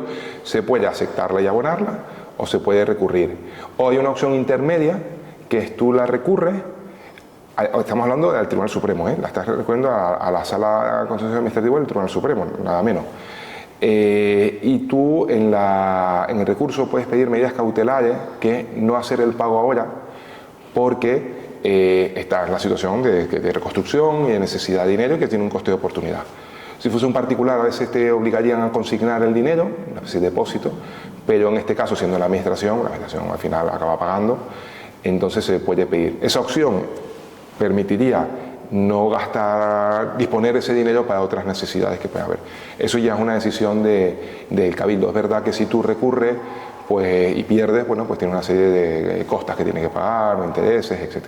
Pero eso es una decisión de la administración. Yo, como miembro del Gobierno de España, pues no puedo hacer otra cosa que respetar una sanción, nada más y nada menos que aprobada por el Consejo de Ministros. O sea, que por supuesto eso está ahí. Yo creo que ya hay un Tribunal Supremo, que estamos hablando de jueces del Supremo, gente muy, muy, muy potente, que ya si se decidiese recurrir. Pero eso ya es otra cuestión, ¿no? Ya esa no impide en paralelo hacerlo de proyectos. Pero ya os digo, yo soy más de evitar judicializaciones y de decir, venga, pues hay que hacer el proyecto, sacamos el proyecto, lo llevamos a cabo y solventamos esas 3 cuestiones. En una reciente entrevista con Diario Palmero, el ex consejero de Aguas, actualmente consejero del Cabildo por el Partido Popular, Carlos Cabrera, nos decía, él también es abogado, y decía que la ilegalidad de esta obra vendrá determinada por lo que diga un juez o un tribunal y no por lo que diga el informe de la Abogacía del Estado, y él, por supuesto, aboga por recurrir. No sé si a través del Cabildo directamente el presidente Sergio Rodríguez te ha comunicado cuáles son sus intenciones, o no sabemos. No, eso ya, si no lo ha dicho públicamente, eso ya es una decisión de ellos. Sí, no, lo que yo creo que se refería a Carlos, y como en criterio, que tiene muy buen conocimiento jurídico, se refería a que esta es la vía administrativa, que es cierto. Esto es, hay, digamos, vía administrativa, luego está la vía judicial. Entonces, dentro de la vía administrativa, pues digamos, ya ha terminado, ¿no? Tú puedes recurrir, pues estamos aquí en la dirección insular, oye, este papel no me lo han hecho bien, pues recurro y tal, y vas subiendo en la escala administrativa, y la última es el Consejo de Ministros, ¿no? No hay más, digamos. Entonces, ya ha terminado la vía administrativa, entonces a partir de... No todo va al Consejo de Ministros, esto va porque es un importe, por importes, ¿no? Pero toda la vía administrativa termina en algún momento, y a partir de ahí es cuando tú decides de lo acepto o no lo acepto, o voy a la vía judicial, ¿no? Un contencioso administrativo, lo que sea, ¿no? En la cual vas contra la administración en ese caso, pero usando o sea, son tres poderes, ejecutivo, legislativo, judicial, vas por el judicial contra el ejecutivo. Eso es una decisión del cabildo y lo que ahí estimen oportuno. Mi preocupación es que hagan el proyecto bien, y los tres criterios que comentaba, garantía de suministro, cumplimiento legal, medioambiental, y poner en valor la fajana, que sea otro activo más en la zona. Dos medidas muy importantes para los palmeros dentro de este proceso de reconstrucción de la isla son esos 100 millones del plan de pagos para devolver o sufragar el valor de lo perdido a los afectados, y por otro lado esa bonificación del 60% del IRPF para residentes. Respecto a los 100 millones era un compromiso adquirido por el Partido Socialista en 2023, y durante los últimos tiempos, tanto los afectados como diferentes partidos políticos no paran de salir en los medios, lógicamente reclamando la transferencia de esos 100 millones que todavía no están del 24. Lo que se pregunta la gente es cuál es el motivo por el que se está retrasando tanto estas dos medidas, independientemente de la aprobación o no de los presupuestos generales, porque se podría hacer por otra vía, ¿no? A ver, compromiso como tal, digamos por escrito, si entendemos compromiso como un acuerdo por escrito, el que hay es de los 100 millones del 23 que se han transferido y que se han ejecutado, o sea, no solo transferidos sino ejecutados. Son 100 millones de primera vivienda, de compensación, que de hecho nos tuvimos que justificar en Hacienda el 31 de diciembre o 30 de diciembre de este año, 31 de diciembre del 24. Y luego en ese mismo acuerdo de investidura está el IRPF, 24, 25, 26, 27. No hay más en ese acuerdo por escrito, quiero decir que compromiso como tal por escrito es ese, ¿no? La necesidad de pasar o no por Consejo de Ministros, o sea, por Parlamento, o qué medida. A ver, cualquier medida, si se lleva a cabo, ¿no? Si oye, pues las medidas, bueno, pues tú necesitas un vehículo normativo, qué tipo de ley, digamos, y necesitas un momento para sacarla a cabo, ¿no? Qué ventana, ¿no? Entonces, tú tienes aquí la del IRPF, es una norma de reserva de ley, porque las cuestiones fiscales son legislación básica. Entonces, todo lo que sea impuesto, pues tiene que por lo menos pasar por el Congreso para una validación, que puede ser un sí o no. Lo normal es que vaya en la Ley General Presupuestaria o que se modificase la ley de IRPF, porque esto solo está en Ceuta y Melilla, pero es una ley bastante importante, es el principal fuente de ingresos del Estado, es IRPF, no sociedades, no es el IVA. Va por ese orden, IRPF, y mucho más abajo IVA, y luego un poquito más abajo sociedades, ¿no? Entonces, el vehículo normativo que se suele usar es un Real Decreto Ley. ¿Qué es un Real Decreto Ley? Lo aprueba el Consejo de Ministros y luego lo tienes que ratificar en el Congreso. La ratificación es un sí o no, nada más. El Congreso de los Diputados, esto no va al Senado. Las normas de La Palma se gestionan todas en el Ejecutivo y en algún caso puntual ha necesitado, como este caso, una ratificación en el Congreso. Además, si no es todo a través de reales decretos, es decir, solo el Consejo de Ministros.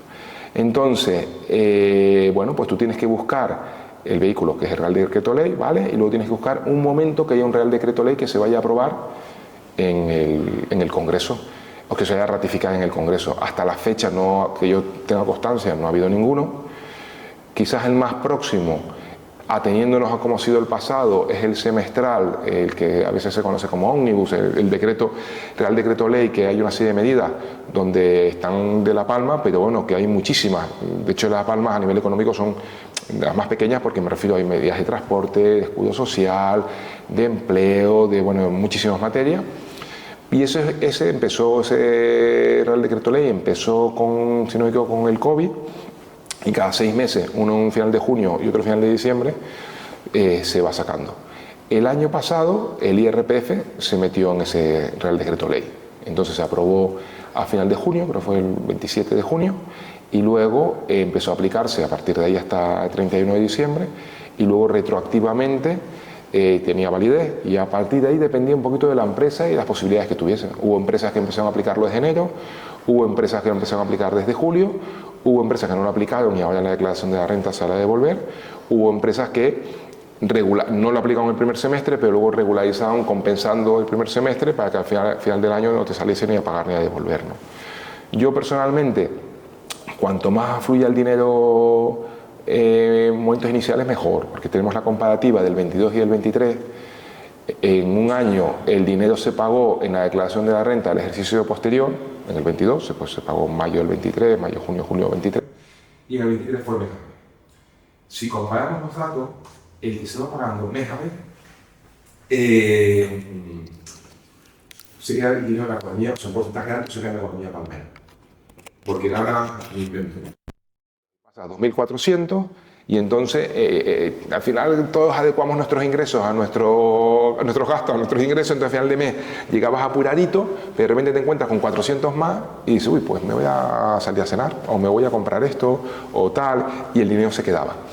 Luego a la larga adecuábamos nuestros gastos a esos 2.400. Luego el problema es cuando acabe un poco la medida y volvamos un poco a la realidad, ¿no? Pero el dinero se queda en la isla.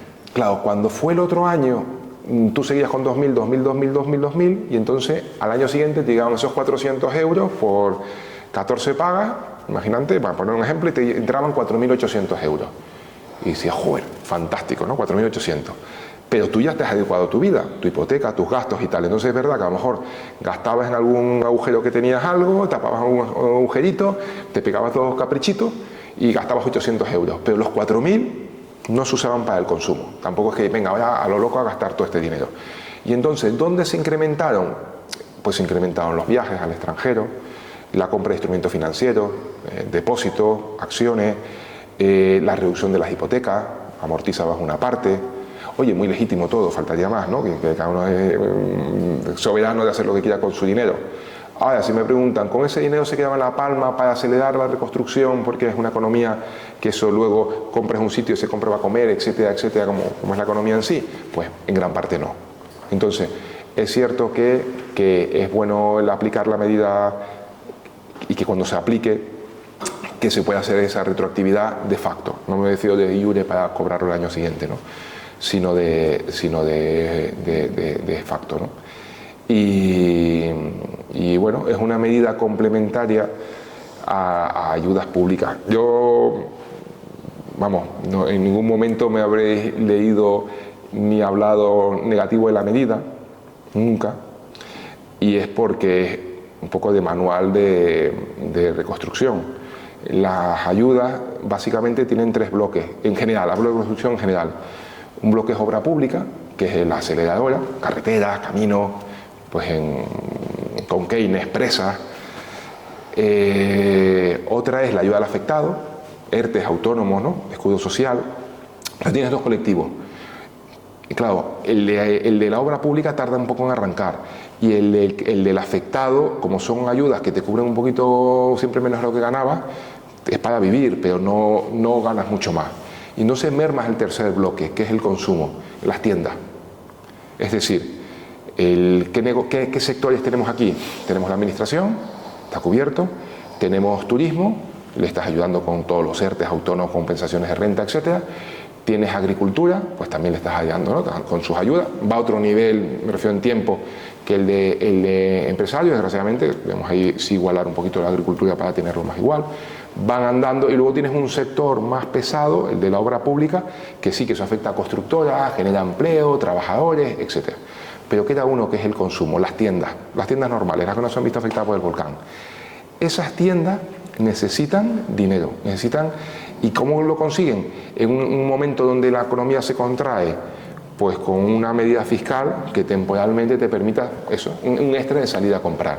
Por lo tanto es una medida complementaria, porque aquí el riesgo, y por eso la reconstrucción hay que verlo un poquito en global, y es una especie como de potaje que vas un poquito de sal, un poquito de tal, tienes que tocarlo, pero entenderlo, era el índice Gini. El indicador Gini lo que te mide es la desigualdad salarial. Es decir, en un mundo perfecto, es decir, lo ideal sería una especie de haz de pica muy gorda, donde el más rico y el más pobre, digamos, no hubiese muchísima diferencia. Un haz de pica porque siempre hay gente con más dinero y es legítimo y fantástico, y empresarios que han generado más dinero. Sería una especie de haz de pica, pero donde hay una gran mayoría agrupada, ¿no? Eso pasa en todos los países escandinavos. En los países más del tercer mundo es una pirámide muy así, muy baja, muy pobre, y de repente más alta, a lo mejor más ancha, pero más alta, ¿no? Cuando hay una tragedia, aumenta el indicador, el coeficiente de Gini. ¿Por qué? Porque hay unos que hacen más dinero y otros que se empobrecen.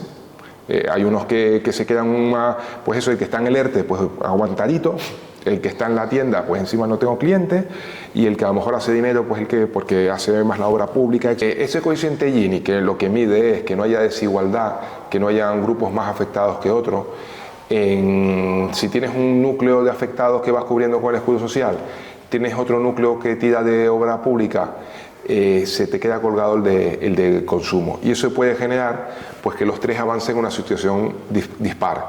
El de obra, si trabaja, si hace proyectos, pues recibe financiación, o proyectos tipo geotermia o negocios que empiecen a aparecer y empieces a tener más dinero justo y trabajado.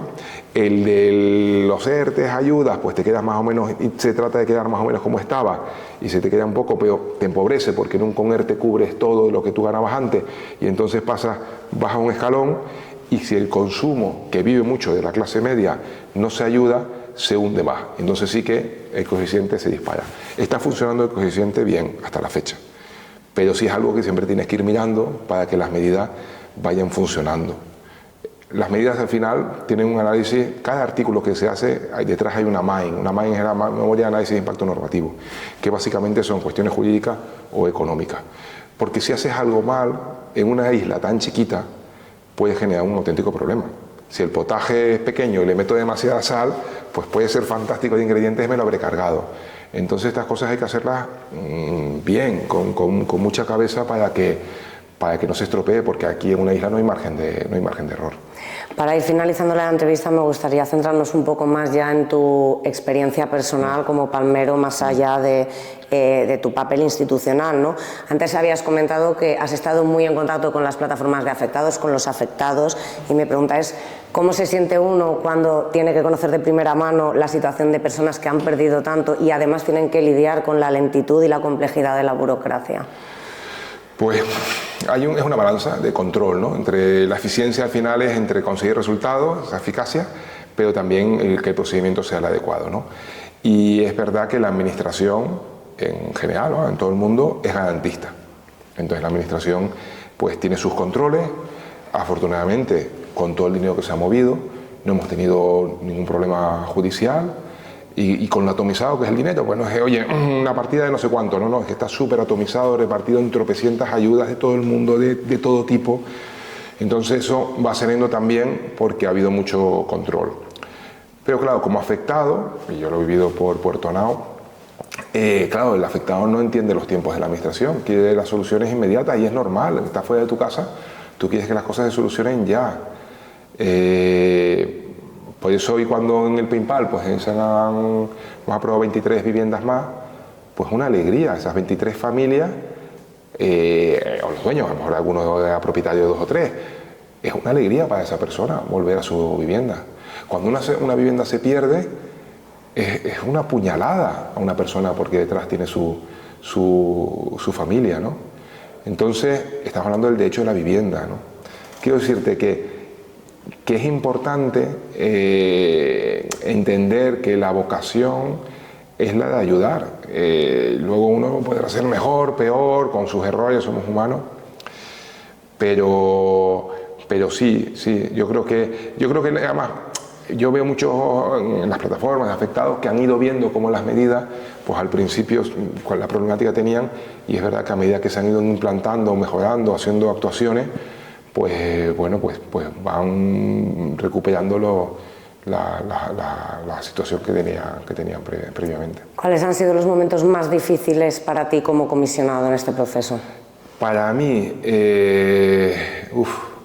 pues no sé, yo creo que a nivel personal, el entrar en casa de mis padres con 15 minutos, que es lo que te daban, a buscar lo que podía salvar de la casa, ante riesgo que la lava llegase, Y un riesgo que veías, porque veías ya muchas casas que se habían llevado la lava, ¿qué te llevas, no? De una casa en 15 minutos.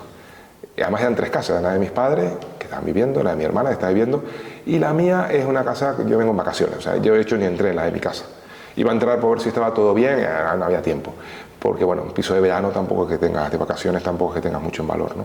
Pero mis padres estaban viviendo, mi padre tiene 90, mi madre 85, tienen muchas cosas, ¿no? Y ese momento es un momento de tensión, ¿no?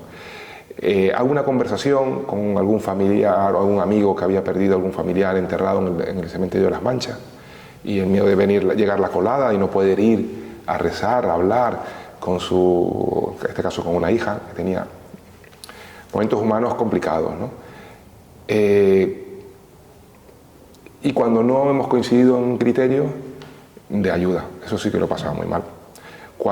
Porque el otro lo entiendes, dice, oye, es una catástrofe natural, pues que la vida es así, vamos a intentar, lo otro, puedes entenderlo, puedes empatizar, pero bueno, es la vida, ¿no? Cuando ves gente sufriendo y no coincides en criterios, porque los criterios pueden ser diferentes, oye, vamos a hacer esto por este lado, vamos a hacer esto por otro lado, vamos a subir aquí, vamos a bajar aquí. Bueno, son todos criterios, no hay una solución mágica y todo es entendible.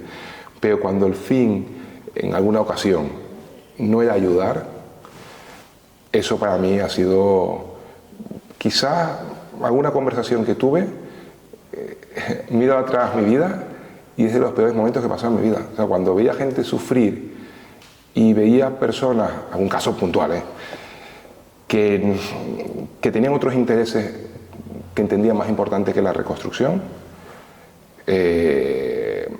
no lo he entendido. Yo intento ser cordial con todo el mundo, hablar, no intento no enfadarme, no salgo nunca a una crítica, pero sí es verdad que en algún caso he dicho, no te respeto como ser humano, no hablo contigo, no quiero saber nada. O sea, que haya gente sufriendo y tu criterio no sea ayudar por otro criterio, no me merece respeto, ninguno.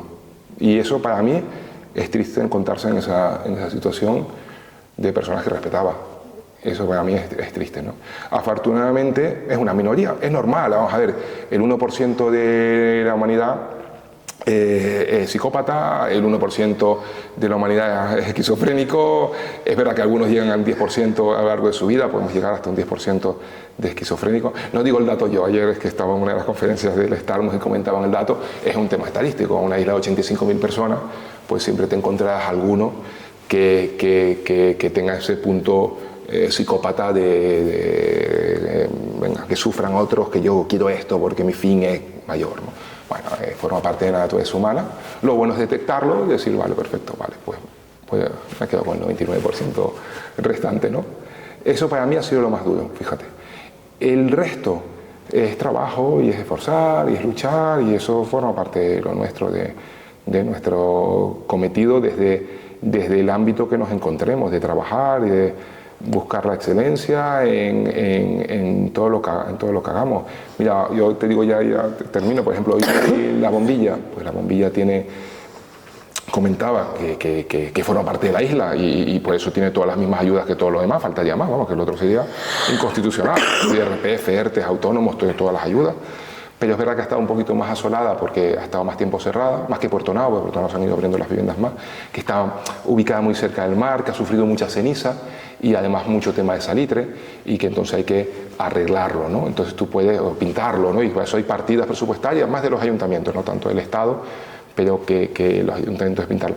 Tú puedes hacer dos cosas, tú puedes llegar y pintar la normal y corriente, y pintarlo y arreglar los techos, pues hay techos que son a lo mejor algunos de fibrocemento y se pueden caer y romper y además de romperse eso pues también sabes que es cancerígeno, o sea, el tema de seguridad y de salud es lo primero de todo. Pero tú puedes pintarlo normal o puedes, y ya te explico por qué, tú puedes decir yo puedo aprobar el examen o puedo ir al sobresaliente. Como mis padres eran profesores, siempre me decían siempre sobresaliente. Y como estudié en una universidad jesuita, que su lema es valor de excelencia, siempre tienes que hacer en lo tuyo el máximo, ser excelente en cada acción que tú hagas, entonces, bueno, pues podemos pintarlo normal o podemos llamar a una de las mejores eminencias, que es Facundo Fierro, que es un súper artista, consagrado en Madrid, bien en Madrid, aquí lo conocemos, porque bueno, porque nació en Tenerife y tiene alguna ascendencia palmera, ha hecho alguna cosa aquí, pero es una eminencia internacional y decir, oye Facundo, ¿por qué no lo pintamos bonito? Y lo hacemos un pueblo que esté más bonito, ¿no? Hablando con los vecinos, reuniendo con los vecinos, ¿por qué no hablamos con los vecinos que ellos te expliquen cómo se puede hacer? Y bueno, hoy la intención es hablarlo con los vecinos, o sea, los vecinos ya lo han visto, les gusta el proyecto, fantástico, y un poco exponerlo a los demás y poder hacer algo pues bonito y tener hacerlo en todo lo que podemos hacer pues lo mejor posible. Después de estos años de trabajo, ¿consideras que la ciudadanía palmera valora la figura del comisionado o crees que no ha valorado suficiente el trabajo que se ha realizado y su importancia en este proceso? Pues mira, yo me siento valorado, sinceramente, o sea, siento cariño. Y cuando hablo con la gente y me lo dicen, y yo me siento, la verdad es que he querido. Partiendo que es difícil ser profeta en tu tierra y partiendo de que es muy difícil gestionar una emergencia o trabajar en una emergencia. Me siento querido. Pero si no fuese el caso, o ser querido, quiero decir, ojalá el objetivo, da igual. O sea, como si no odiasen. Lo importante es que la reconstrucción vaya bien. Eso es lo importante. Por eso yo una vez lo he dicho, en el sentido de decir yo, y no lo digo negativo aquí, mi madre me lo dijo, no digas eso, que parece que yo encantado de La Palma. Yo dejé mi trabajo para venir aquí, como muchos han hecho también de ayudar. Yo me he empobrecido estando aquí económicamente, pero da igual. Entonces, cuando yo digo yo no voy a vivir en La Palma porque mi mujer está en Madrid y los hijos y mi vida y todo está en Madrid, es porque digo, yo no quiero ser aquí la persona popular, que bien, porque luego aspiro aquí a ser alguien aquí. No, yo lo que aspiro es a cumplir mi misión, que me encarga el gobierno, y que La Palma esté reconstruida, que esa misión es reconstruir La Palma y cambiar una isla que estaba mal y que por eso nos fuimos a estudiar fuera, a una isla de la ciencia potente con todas las medidas y todos esos proyectos. Si eso sale, será el reconocimiento que, aunque sea internamente, yo iré. Yo paseo por Puerto Nao y estoy en el Starmus y me quedo en el Starmus viendo el éxito de artistas, del hotel, ahora en vez de 4 o 5 estrellas, de la gente que viene, 1000 personas, 1400 había en el de Goodall, sentados viendo la conferencia. Y yo estoy contento porque sé que he trabajado en el proyecto. Que luego llegue alguien y me diga, coño Héctor, gracias, qué bien, qué tal, que has ayudado, que has trabajado, que vea a alguien de otra administración y le dé un abrazo porque es un trabajo conjunto y diga, coño, bien, ¿no? Lo hemos hecho. Y me lo reconozcan, bien. Que no me lo reconocen, da igual. Yo mismo sé lo que está bien y lo que está mal. Dicho eso, yo he tenido mi reconocimiento, yo tengo una gran cruz a la Orden de Mérito Civil, que es el rango más alto que puedes tener, yo creo, dentro de la administración. Luego es verdad que hay un gran collar, pero eso se utiliza más para altezas reales y otras cosas, y otros rangos. Pero mi rango administrativo ya he tenido mayor reconocimiento, que hay objetivo, digamos, yo he tenido mis encomiendas, que decía antes los notarios, o sea, esa parte sí he notado. A nivel humano, por supuesto que lo noto. ¿Que habrá gente que esté enfadada y tenga otros criterios? Pues seguro. Pero da igual. Mientras La Palma vaya bien, yo contento. Pues muchas gracias, Héctor, por compartir este largo tiempo y aclarar tantas cuestiones que serán sin duda de gran interés para los espectadores. Pues muchísimas gracias, un verdadero placer. Igual.